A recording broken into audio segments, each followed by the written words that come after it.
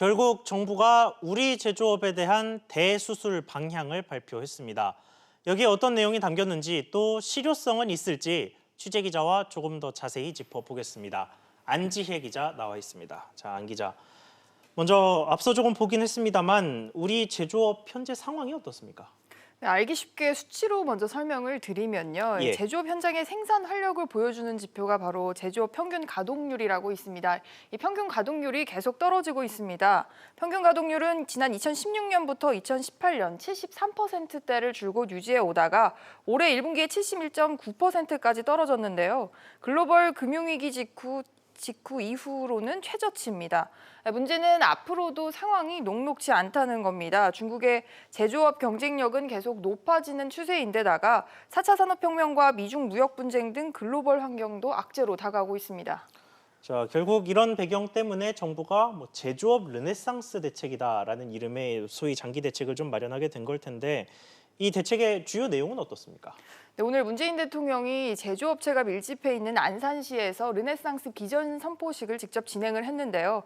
키워드는 산업구조의 스마트화와 친환경화 그리고 융복합화로 꼽을 수가 있습니다. 대통령 발언을 직접 들어보시죠. 예.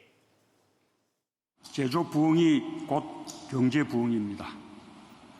제조업 4강과 함께 국민소득 3만 불 시대를 열겠습니다. 현재 세계 6위인 수출을 2030년 세계 4위 수준으로 끌어올리겠습니다. 그런데 사실 제조업 혁신 대책은 작년에도 나왔고 과거에도 여러 차례 나왔단 말이죠. 그러면 이번 대책에 대한 평가는 어떻습니까?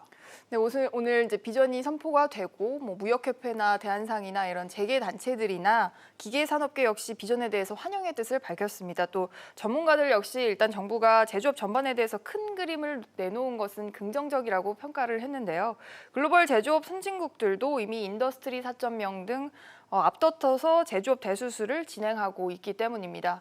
하지만 이번 비전을 세부적으로 보면 계획을 어떻게 이행할 건지에 대한 구체성이 떨어지고 또 앞서 나온 계획들과 크게 다르지 않다라는 지적도 나옵니다.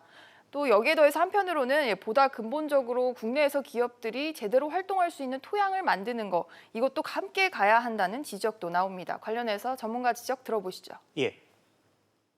본질적인 그 반기업 정서와 기업 입지 조건의 개선이라는 과제, 그거를 해놓고 이런 그 신산업을 좀 키우는 거, 이게 두 가지가 같이 가야 된다 이렇게 생각이 드네요.